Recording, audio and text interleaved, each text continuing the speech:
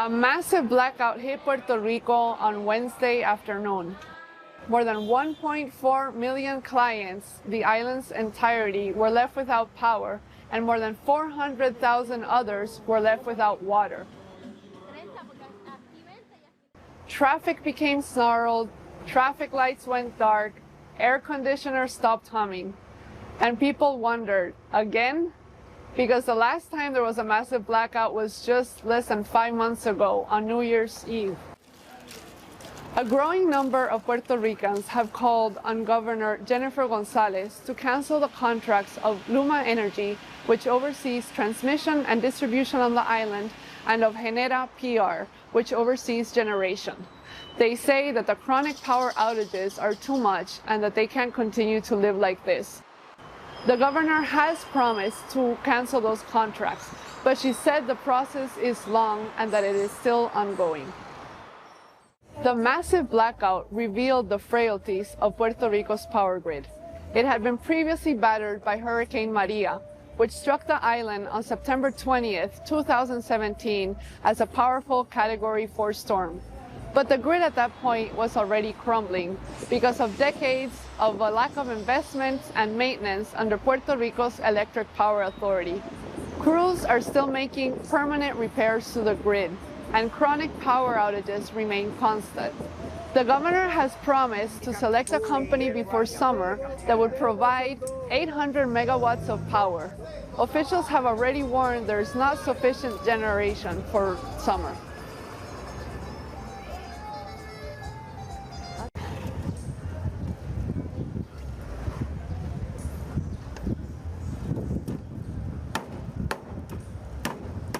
Now it's time for Vantage Shots, images that tell the story. Filipino Catholics nailed themselves to wooden crosses on Good Friday. The world's first humanoid robot half marathon is to kick off in Beijing, and blooming cherry blossoms transform German streets. Finally, we are taking you back in history. On this day in 1980, Zimbabwe gained independence from the UK after 90 years of colonial rule. The country was briefly ruled by a white minority in the 1960s and 70s, but a civil war ended in complete independence. We're leaving you with that. Thanks very much for watching. Have a great weekend.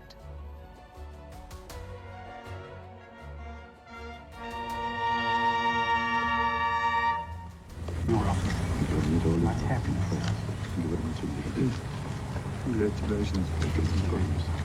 So help me God.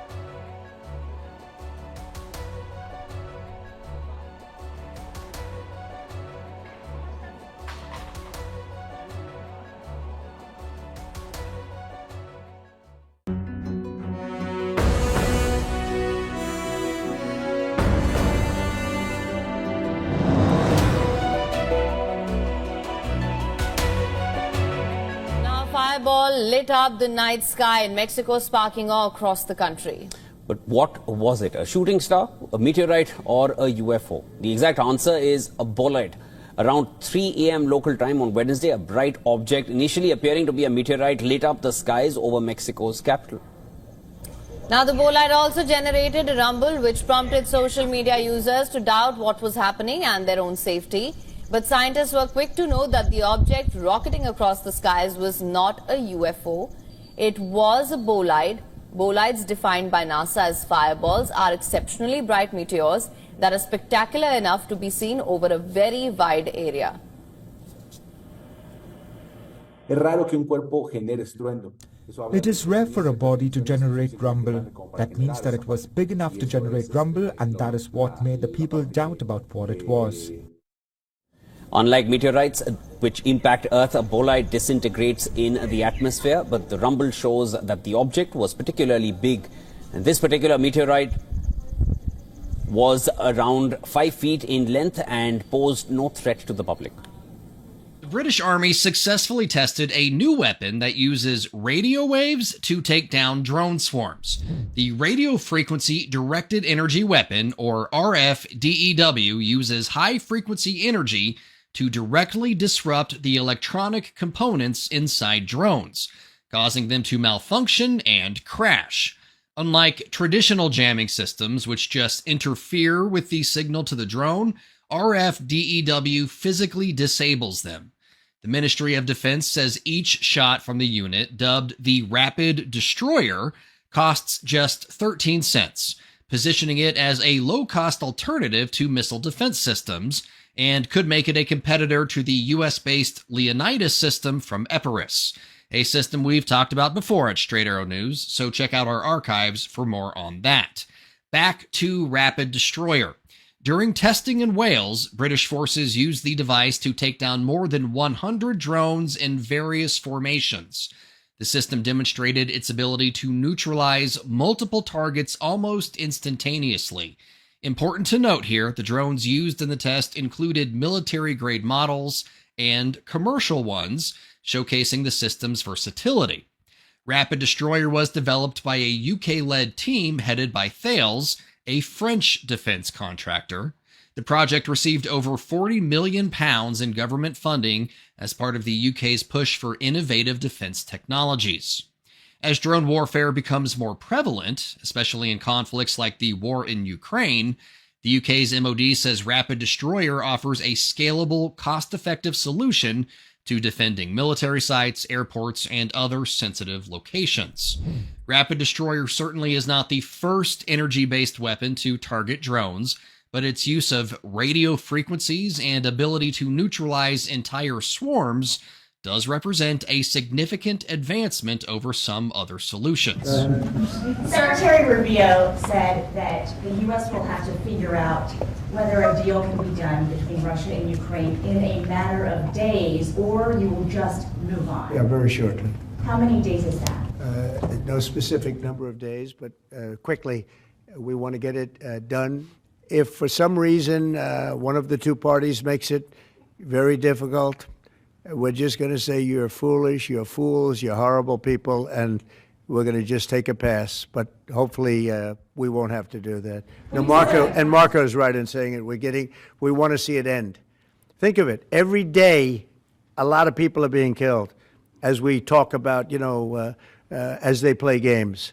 So we're not going to take that, and we'll see. I think we have a good chance of solving the problem, however. Yeah. Are you prepared to walk away completely from these efforts and these talks? Well, I don't want to say that, but we want to see it end.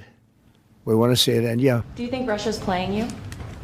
No, nobody's playing me. I'm trying to help. My whole life has been one big negotiation, and I know when people are playing us, and I know when they're not, and I have to see an enthusiasm to want to end it. And I think I see that enthusiasm. I think I see it from both sides. Nobody's playing anybody. We are going to see if we can get it done. I think we have a really good chance of getting it done, and it's coming to a head right now. Our next story is about China, the troublemakers who call themselves peacemakers. China has been caught red-handed. It is fueling conflict in two regions, in the Red Sea and in Ukraine. Let's begin with the Red Sea. You know about the Houthis, the rebel group in Yemen. They have turned the Red Sea hot. Missile and drone attacks are a daily affair. They target all kinds of ships, even American warships. And the attacks only seem to be increasing because the Houthis have shifted strategy. They have gone from blind launches to GPS-based attacks. That's right. The Houthis are using satellite imagery to target ships. How does a ragtag group of rebels get such technology? Thanks to China, Beijing is giving Houthis geospatial intelligence. Says who? The U.S. State Department. Listen to this. We can confirm the reporting that Changguang Satellite Technology Company Limited is directly supporting Iran-backed Houthi terrorist attacks on U.S. interests. Their actions and Beijing's support of the company, even after our private engagements with them, is yet another example of China's empty claims to support peace. The U.S. has named a Chinese firm, the Changguang Satellite Technology. This firm has ties to the Chinese army, and it is providing Houthis with real-time intelligence like the speed and direction of ships, even heat signatures, so ships can be located at night and in bad weather. And this kind of data is mostly used by militaries. But China is giving it to the Houthis, and that explains the increasing attacks on U.S. warships. Here's what the State Department is saying. The Chinese company sends pings to the Houthis. This happens every time a U.S. warship is nearby, and it includes two things: a live bird's-eye view of the warship and the route that it is taking. This gives the Houthis all the intelligence they need, and they're using it to their advantage by launching weapons and with increased accuracy, forcing American warships to become defensive. But what does China gain here? Strategic disruption. Let me explain. The Red Sea is vital for Western nations. 40% of their trade passes through here. Attacks on ships mean two things. First, rising premiums to insure the vessels. The insurance rises. And second, delays in shipments. You have to take another route. In short, the Houthis strike, the West pays, and China smiles. So that's what China is up to in the Red Sea. Now let's tell you about the other war zone, the war in Ukraine. What's China doing there? Apparently arming Russia. This is according to the Ukrainian president. He says he has proof that China is supplying weapons to Russia. I think it's important information. It's not very pleasant. We finally received information that China is supplying weapons to the Russian Federation, and we are ready to talk about it in detail. Today, we have general information from the security service, from intelligence about gunpowder, artillery. So China is giving Russia gunpowder and artillery. That's what Zelensky says, and that's not all. He says Chinese nationals are building weapons on Russian soil. And I think we will be able to talk about it in great detail next week, especially about the data that we believe shows that Chinese representatives are engaged in the production of some weapons on the territory of Russia. Now, these are some serious allegations. Zelensky says he has proof. He plans to reveal it next week. China has dismissed the claims. It says it is neutral and committed to peace. It's the old China playbook: deny and deflect. But it won't be so easy. Last week, Chinese nationals were captured by Ukraine. They were fighting on behalf of Russia. We don't know if they're volunteers or recruits. Ukraine claims that there are more Chinese in Russian ranks, but China's support goes beyond this. It also sells Russia dual-use goods, things that can be used for both civilian and military purposes, hence the name dual-use. We're talking about stuff like your drone parts or microchips. China sells these to Russia in large numbers. The trade is worth $300 million every month. Basically, China is giving Russia critical military components. And Russia often uses these Chinese parts in its weapons. So what is the big picture? China's mask is off. Its fingerprints are all over the two war zones. The Red Sea and Ukraine are not isolated conflicts, you see. These are strategic battlegrounds, and China is playing the game using proxies. It is fighting not with bullets or bombs, but with chips and signals from the sky.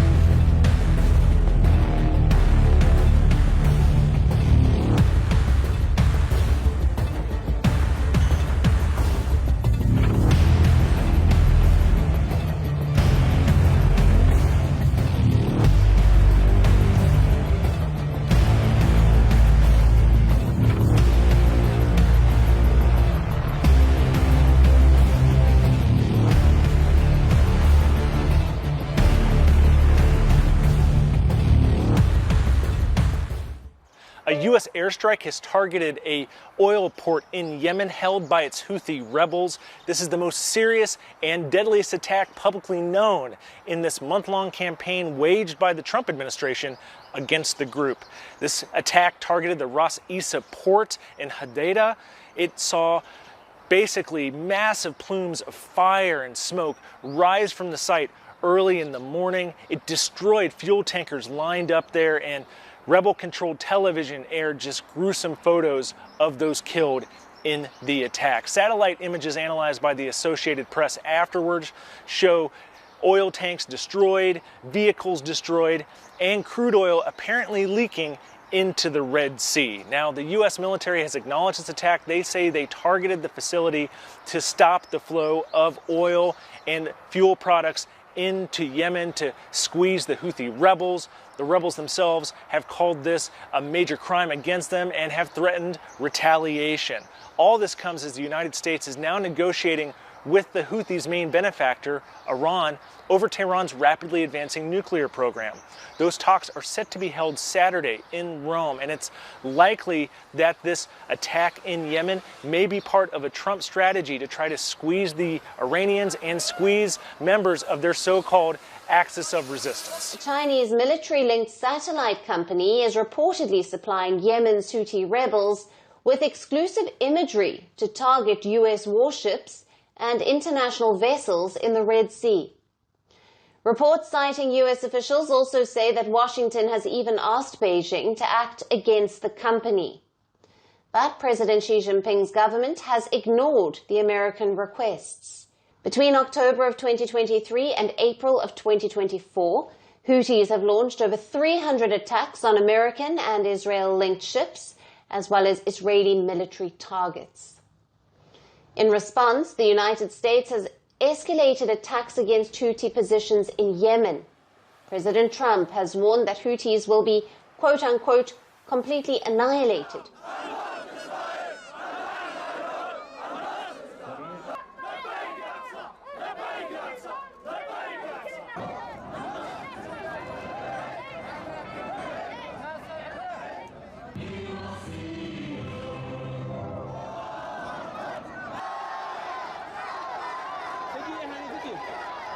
خروجنا في هذا اليوم العظيم واستجابة لقول الله سبحانه وتعالى وإن استنصروكم في الدين فعليكم النصر.